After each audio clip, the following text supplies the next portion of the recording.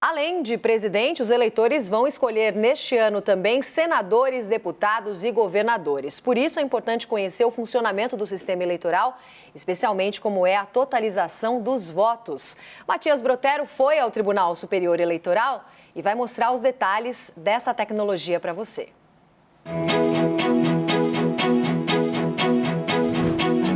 Este ano será marcado por eleições que prometem agitar a vida dos brasileiros. Além da disputa pela presidência da República, serão escolhidos governadores, senadores, deputados federais, estaduais e distritais. E a etapa mais importante no processo democrático de escolha dos nossos representantes é o voto. É o momento em que o eleitor decide o futuro da nação. Mas qual é o caminho do voto? O que acontece entre o momento em que o eleitor aperta este botão até a totalização dos votos aqui no Tribunal Superior Eleitoral? A rota do voto está entrelaçada a outro caminho, o da urna eletrônica. O equipamento foi usado pela primeira vez no Brasil em 1996. O software ou programa utilizado na urna é desenvolvido pelo Tribunal Superior Eleitoral. Já o hardware é comprado pela Justiça Eleitoral Brasileira por meio de um processo de licitação. Depois que o Tribunal Superior Eleitoral compra as urnas eletrônicas, os equipamentos são encaminhados à Justiça Eleitoral de cada estado. O armazenamento pode ser feito de maneira centralizada, ou seja, no próprio TRE, como essas milhares de urnas de diferentes épocas estocadas aqui no Tribunal de Mato Grosso do Sul, ou então de forma distribuída nos cartórios eleitorais. É em um laboratório como este que de 3 a 4 vezes por ano as urnas passam por uma série de testes preventivos. O objetivo é garantir que os equipamentos estejam funcionando e de acordo com as orientações do Tribunal Superior Eleitoral. As reclamações que podem acontecer é em torno de uma falha eletrônica, mecânica, de impressão.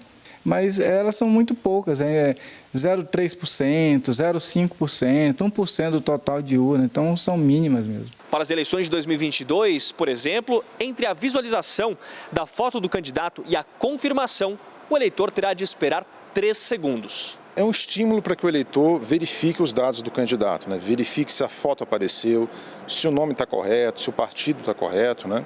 De modo que ele tenha total confiança do que está fazendo diante da urna, né? A urna eletrônica é preparada para receber 3 cartões de memória que vão guardar informações dos candidatos e eleitores. Um deles já fica dentro da urna. Outro será utilizado para transmitir os dados da sessão para o TRE. E o terceiro chip serve como uma garantia caso o primeiro pare de funcionar.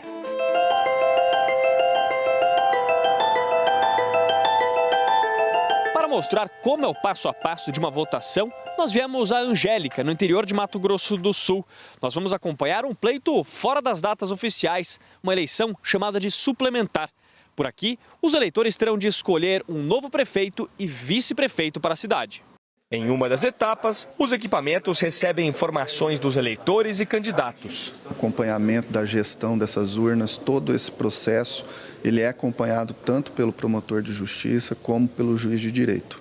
Uma das barreiras de segurança da urna impede que o equipamento funcione antes da votação. Qualquer tentativa de acesso será gravada e impedida pelo próprio sistema.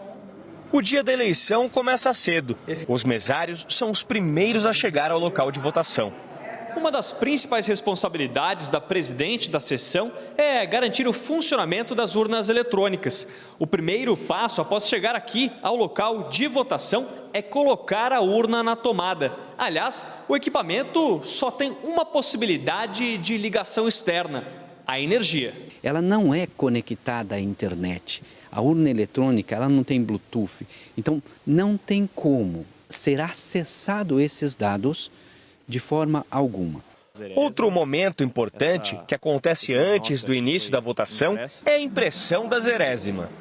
A zerésima é importante porque ela mostra que não tem nenhum voto computado naquela urna. Uma das novidades da eleição de 2022 é que um resumo da zerésima será impresso e colado ao lado de fora da sessão. A partir de 7 horas da manhã, no horário de Brasília, já é possível votar. O entra e sai dos eleitores dura 10 horas.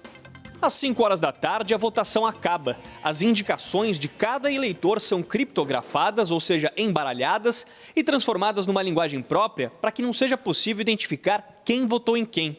Ao menos 5 versões do boletim de urna, com dados de quantos votos cada candidato obteve, são impressas. Uma delas é colada aqui em frente à sessão. Outras vias ficam com o mesário e fiscais de partidos políticos. As mesmas informações do boletim são gravadas numa mídia como essa, que fica dentro da urna.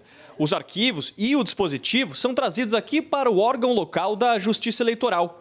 Os votos criptografados são lidos e gravados nestes computadores, em seguida transmitidos para o banco de dados do TSE, onde ficam disponíveis para a conferência. Por mais que alguém tente quebrar isso, não consegue, por conta até da velocidade da transmissão e pela segurança da criptografia. Então chega lá íntegro. E se tiver alguma adulteração, o próprio sistema já detecta e pede a verificação. Pelo tamanho do Brasil, existem algumas diferenças na logística da transmissão de dados. Em regiões eleitorais que contam com a assistência de centros de apoio da Justiça Eleitoral, como é o caso de Angélica, os votos são apurados e contabilizados no local e só depois são enviados ao Tribunal Superior Eleitoral, utilizando a estrutura do TRE. Em locais com pouco acesso à internet, há um sistema chamado de JE Connect que transmite os dados do local da votação direto para o TRE, sem a necessidade de passar pelo cartório eleitoral. As informações dos tribunais regionais eleitorais chegam a um supercomputador que fica dentro de uma sala-cofre aqui no TSE. Enquanto isso, nessa sala, uma equipe de técnicos trabalha para garantir o funcionamento dos sistemas. A totalização também pode ser acompanhada por partidos políticos e órgãos fiscalizadores. Resultados divulgados, fim de eleição. O TSE, ao final do trabalho, ele divulga para o país inteiro, sessão por sessão, o valor, o voto de cada um dos candidatos. Basta, então, o cidadão interessado pegar o resultado que ele verificou que o presidente da sessão divulgou e confrontar com o resultado divulgado de cada uma das sessões pelo TSE. Mas sempre há espaço para mais atualizações. A avaliação é de Giuseppe Janino, que atuou como secretário de tecnologia do TSE durante 15 anos e integrou a equipe que desenvolveu a primeira urna eletrônica. Esse é um trabalho contínuo de aprimoramento.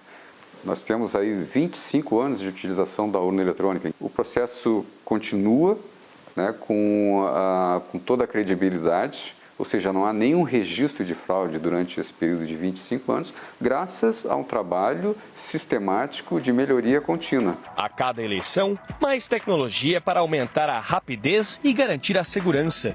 Tudo isso para fortalecer a principal arma da democracia, o voto.